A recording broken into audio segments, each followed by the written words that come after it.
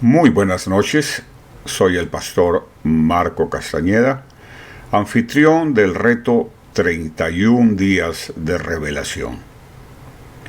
Al concluir nuestra lectura anual de la Biblia por entero, queremos cerrar este año 2024 con 31 días de revelación. ¿De qué trata este reto? A lo largo de mi experiencia pastoral, he encontrado que muchas personas tienen algunos versículos que se les hace difícil entender y que, a decir verdad, parecieran ser un tanto confusos. Sin embargo, si buscamos a la luz de la Escritura, encontraremos la respuesta correcta para la interpretación de esos versículos. Así que bienvenido a 31 días de revelación, donde analizaremos los pasajes más difíciles, enviados por ustedes, los pasajes más difíciles de la Escritura a la luz de los textos originales. Llegamos al primer día del reto 31 días de revelación. El tema para este día inicial se encuentra en Génesis capítulo 1, versículo 1 y 2, que dice de la siguiente manera: En el principio creó Dios los cielos y la tierra estaba desordenada y vacía, y las tinieblas estaban sobre la faz del abismo, y el Espíritu de Dios se movía sobre la faz de las aguas. ¿Con qué nos encontramos en este primer pasaje de la Biblia? ¿Acaso lo que Dios creó puede ser desordenado y caótico como aparenta ser? ¿Será que estamos ante un caos inicial o un proceso divino? Este versículo ha ocupado el tiempo de muchos estudiantes de la Biblia, haciéndose la pregunta: ¿cómo es posible que Dios creó algo caótico?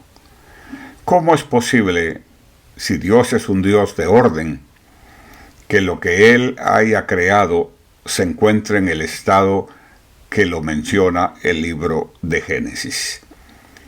Y a lo largo de esa postura y otras más, se ha formado una contradicción y se ha creado cierta dificultad sobre este versículo inicial.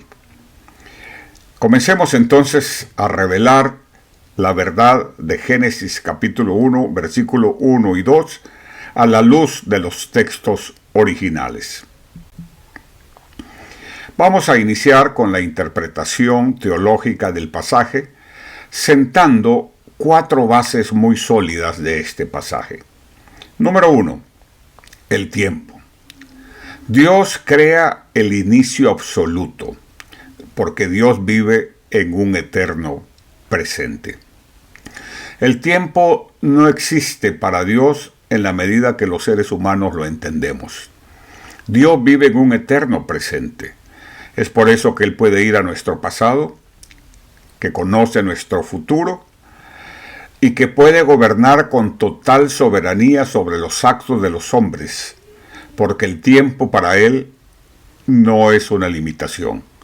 Ni lo que ya pasó, ni lo que los seres humanos desconocemos. En segundo lugar, Él es el creador. Él ejerce una soberanía divina revelada a lo largo de las Escrituras. Ni siquiera tuvo que usar las manos para crear lo que hoy conocemos. Fue suficiente su palabra. ¿Recuerdan la Escritura? Y dijo Dios: hagamos al hombre conforme a nuestra semejanza. Y dijo Dios: pongamos en la tierra animales de diferentes especies, etc. ¿Por qué? Porque Él es el creador soberano, revestido de una divinidad que a través de su creación se revela a nosotros hasta nuestros días. Tercera base teológica de este pasaje: la creación. Dios creó el universo completo, formado, como nosotros lo conocemos en este tiempo. ¿Qué fue lo que sucedió entonces en el pasaje 1 y el pasaje 2 del capítulo 1 del libro de Génesis? Estaremos hablando de eso a lo largo de esta presentación. Base número 4 de la interpretación teológica de este pasaje: el Espíritu. Dice la Biblia, dice el pasaje, que el Espíritu de Dios se movía sobre las aguas. Porque a través del Espíritu, que es Dios también, Él revela una presencia activa y protectora aún en medio del caos inicial.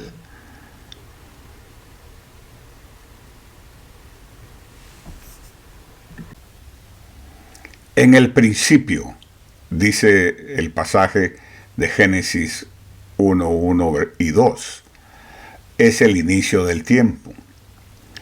La palabra o el verbo griego que se usa es bereshit, que indica un comienzo absoluto. Es decir, Dios no aparece dentro del tiempo, no. Dios existía antes del tiempo humano porque Él ha existido eternamente, hacia atrás y hacia adelante. De hecho, Dios crea el tiempo. Dios da inicio al tiempo de los hombres. Para Dios no hay un antes en un sentido humano. Dios existe eternamente. Teológicamente encontramos en la Escritura que se afirma que Dios es la causa primera. Es decir, Dios es el origen. Dios es el iniciador. Dios es de donde parte el tiempo de los hombres, incluyendo la creación. En segundo lugar, la creación no es eterna, como Dios. Dios sí es eterno, pero la creación no. La creación tiene un tiempo límite. Es por eso que los humanos un día nacemos llorando, porque dejamos un lugar seguro en el vientre de nuestra madre y hacemos entrada a un mundo donde en el mejor de los casos está preparado para recibirnos. En el peor de los casos somos recibidos con resistencia y con falta de cuidado. El tiempo no es eterno, pero Dios sí es eterno. En tercer lugar, la existencia del ser humano, por insignificante que parezca, no es producto del azar. Cada ser humano, desde que la creación se inició hasta que la creación llegue a su final, es conocido por Dios y Dios tiene un propósito y un plan especial para él. Porque Dios siempre ha existido en el tiempo. Él es eterno. Cuando Él habla de en el principio, no se refiere al principio de Dios, se refiere al principio de la humanidad, como nosotros la conocemos. Dios se nos revela además como el Elohim, que significa el creador. Dios como creador soberano. Y en esa palabra se nos reflejan algunas verdades importantes que sostienen la fe cristiana el día de hoy. En primer lugar, Elohim es plural. El nombre plural es para el verbo bará, que viene de las escrituras originales, ¿verdad?, en singular y lo convierte en plural. De esa manera se nos revela la unidad absoluta, ¿verdad? Indica la unidad de la acción creadora. A su vez, se nos refleja la complejidad divina que los seres humanos y que en las iglesias conocemos como la Trinidad o la Sagrada Trinidad. Dios Padre, Dios Hijo, Dios Espíritu Santo, es tres personas y una sola persona a la vez. La última palabra que vale rescatar, o el último término que vale rescatar del texto original es bará, que es a crear. Este texto solamente se refiere para acciones divinas. No se usa para cuando el hombre hace un programa o hace un objeto o hace un producto. No. la palabra bará que se usa en las escrituras solo se usa para acciones divinas y tiene el énfasis de crear desde la nada, porque Dios crea con su palabra. Dios dice, esto se ha hecho y se hace, aunque no haya habido precedente de lo que Dios creó. Ahora hablemos un poquito de los cielos y la tierra, la creación total. En el lenguaje original hay lo que se conocen como merismos en hebreo, que es una expresión que usa dos extremos para abarcar la totalidad. La creación total, los cielos y la tierra. ¿A qué se refiere? A la creación total de Dios. Todo lo que está en los cielos y todo lo que está en la tierra. Es un merismo que expresa, ¿verdad?, esos dos extremos, por un lado los cielos, por otro lado la tierra, para abarcar la totalidad de nuestra existencia. Significa el universo completo hasta en el más mínimo detalle. Aquí es donde puede haber un poquito de problemas en la interpretación, porque dice que la tierra estaba desordenada y vacía. Ese se saca de la palabra original del hebreo tohu va'bohu. Tohu va'bohu, ¿verdad? Es un término que en realidad son dos palabras que aparecen solo en contextos de desolación y ausencia de orden. No significa necesariamente un caos maligno, sino algo que está incompleto, algo que no está estructurado, algo que no está listo, ¿verdad?, para la vida humana. Incompleto, no estructurado, no apto para la vida humana. Es decir, Dios va creando en partes, Dios va creando en ciclos. Ese pasaje lo que nos dice es que inicialmente en el plan maravilloso de Dios, Dios crea el universo por el poder de su palabra. En ese instante la creación no está completa. Y ese pasaje, es lo que ese pasaje de Génesis 1 y particularmente Génesis 2 registra en sus palabras. Era una tierra que estaba incompleta. Era una tierra que no estaba estructurada, porque no había orden, ausencia de orden. Y era una tierra que no estaba apta para la vida, aún sin condiciones. ¿De qué nos habla eso en relación a la personalidad de Dios? Dios actúa en dos movimientos. Primero, ordena, separa y delimita, ¿verdad? Y él dice, separa la luz y las aguas de la tierra, ¿verdad?, en esos primeros versículos, porque esa es la manera de Dios de obrar.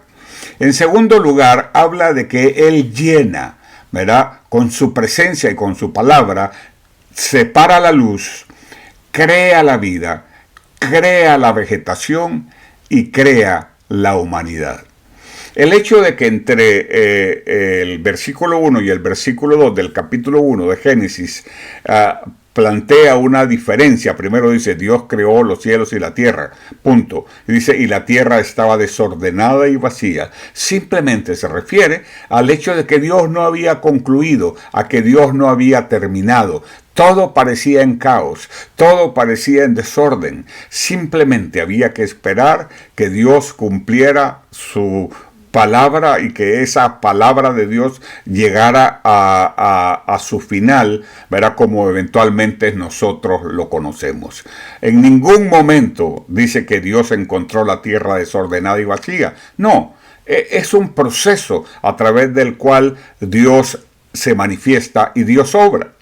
Y aún en nuestro tiempo y en nuestra vida, al principio todo parece caos, al principio todo parece incomprensible. Esperemos con paciencia que Dios ordene nuestra vida, que Dios separe, que Dios delimite y eventualmente llene con su luz, ¿verdad?, y haya vida vegetación y humanidad, o lo que eso represente. En el relato de Dios, Dios actúa con dos movimientos: ordena y llena. Y lo mismo hace, Él sigue ese patrón en nuestra vida hasta hoy día. Luego habla de tinieblas, abismos y aguas. La materia prima de la creación: tinieblas, abismos y agua. La imagen del abismo, theon en el hebreo, representa una masa acuosa sin forma. No hay deidades del caos como en mitologías del mundo antiguo, no. Era un vacío completo y total, donde solamente existía una masa acuosa sin forma. Sin embargo, en el abismo, no compite con Dios. ¿Por qué? Porque Dios domina, ¿verdad? Porque el abismo no compite con Dios, no tiene la posibilidad de competir con Dios. El abismo no compite con Dios de ninguna manera. No, es la manera en que los seres humanos podemos ver cómo Dios domina, cómo Dios ordena y cómo Dios transforma, ¿verdad?, en un proceso total. Y eventualmente sale a la luz la creación. El Espíritu de Dios se movía, dice el texto. Es la presencia activa y protectora de Dios, representada en el Espíritu de Dios. Rauh, que es el término hebreo, puede significar espíritu, viento y aliento. Es como la imagen de un ave que alerta y que aletea protegiendo su nido. Eso representa esas palabras. El Espíritu de Dios se movía. Cuando el Espíritu de Dios se mueve en nuestra vida, tenemos la presencia activa y protectora de Dios sobre nosotros. La imagen de un ave que aletea, protegiendo su nido. Esto comunica la cercanía de Dios, no distancia, no alejamiento. El cuidado de Dios, no indiferencia, no abandono. La intencionalidad de Dios. No somos producto del caos, del desorden. Hay un Dios soberano que tiene cuidado de los más mínimos detalles de nuestra vida. Aquí aparece por primera vez la idea de que el Espíritu es el agente de la vida.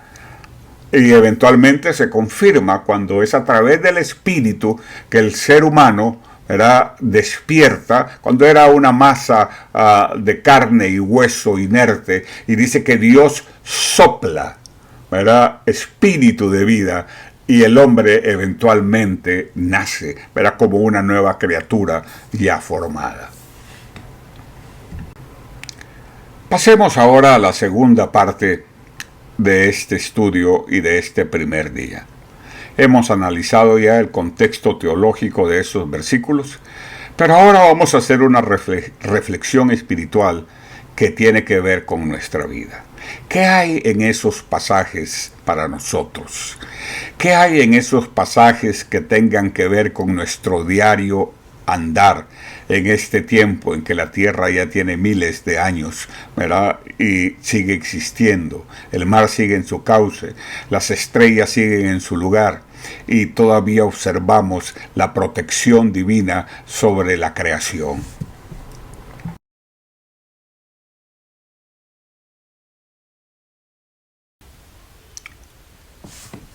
Así como Dios obró en la creación del universo, Dios desea obrar en la vida de cada uno de nosotros. Tomemos en cuenta, Dios no solo crea, sino que da forma. ¿Cómo lo hace Él? En primer lugar, Él separa nuestra vida. Muchas veces ni siquiera somos conscientes de ese proceso, pero eventualmente vamos a encontrarnos en esa bifurcación. ¿Por qué? Porque Dios nos separó. En segundo lugar, Dios organiza. Aquello que parece caótico, aquello que no tiene sentido, aquello que no tiene pies y cabeza, cuando llega al encuentro con Dios, Dios de manera maravillosa pone orden y organiza nuestra vida. No solamente la organiza, también le da estructura, le da una forma, a través del proceso en el cual somos formados por otros, en el marco de la iglesia local donde nos congregamos.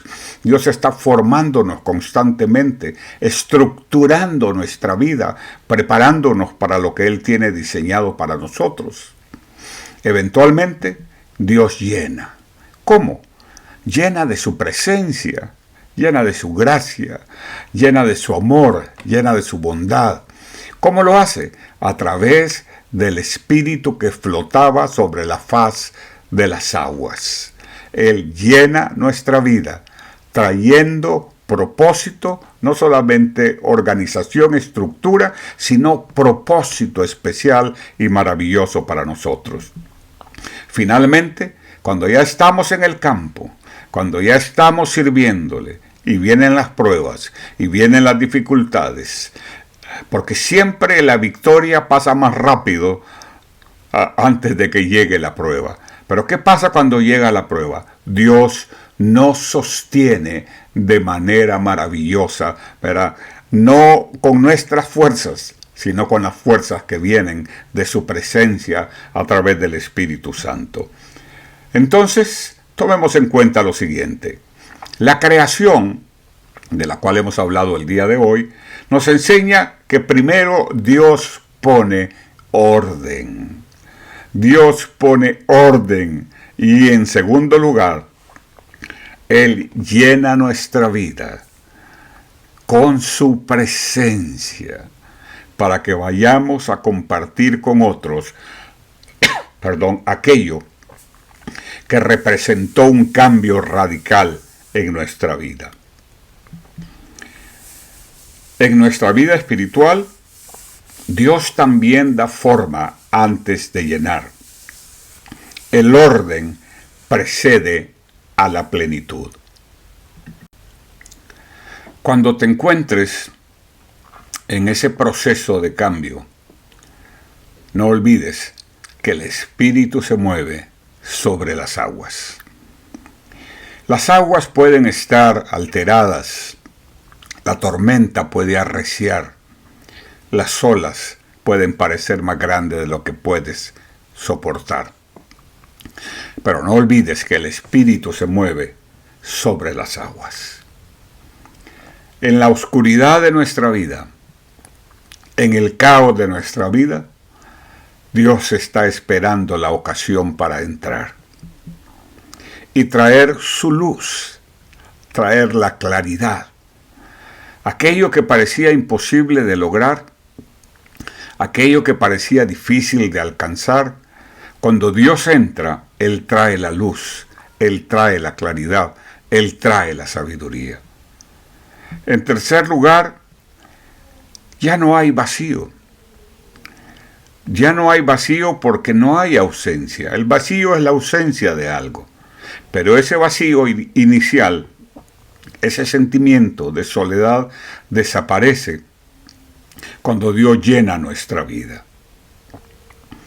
Eventualmente, Dios trae el propósito. Una vez que Dios quita la oscuridad, nos alumbra con su luz, llena el vacío de nuestra vida con su Espíritu, entonces le da propósito, le da sentido, le da significado a nuestra existencia. Dios no espera que el caos desaparezca, no te preocupes. Por complicada que parezca tu vida, tú puedes decir: Dios, yo te invito a que vengas a mí. Y por muy caótica que sea tu vida, por muy complicada que sea tu vida, Dios está listo para entrar en ese caos, para actuar a tu favor y en favor de su propósito. Nunca debemos confundir el silencio de Dios, mis hermanos, con su ausencia. No. A veces Dios lo único que está haciendo es incubando algo nuevo para nosotros, algo nuevo y maravilloso para nuestra vida. Entonces vemos que Dios habla y cambia la realidad. ¿Dónde lo vemos? En la Escritura. Dijo Dios, sea la luz, y fue la luz.